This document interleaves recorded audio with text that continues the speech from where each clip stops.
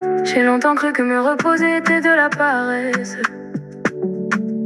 que ralentir voulait dire abandonner la course. Alors j'ai couru jusqu'à perdre mes propres adresses. Et un jour mon corps m'a dit arrête, retourne à la source.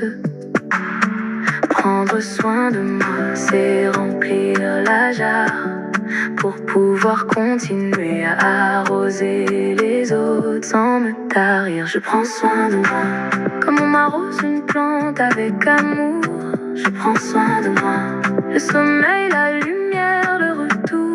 Je prends soin de moi sans attendre d'être à bout. Je prends soin de moi, c'est l'acte le plus courageux de tous.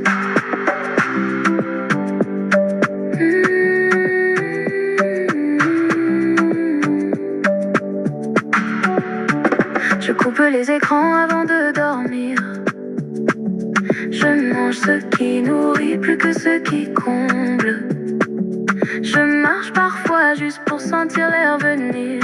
Je lis, je ris, je laisse mon esprit qui tremble se décombrer. Prendre soin de moi, c'est remplir la jarre pour pouvoir continuer à arroser les autres sans me tarir. Je prends soin de moi comme on arrose une plante avec amour.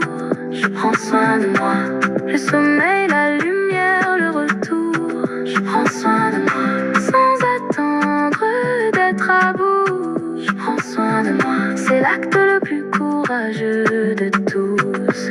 On nous a appris que se sacrifier était noble, que s'oublier était la marque du dévouement.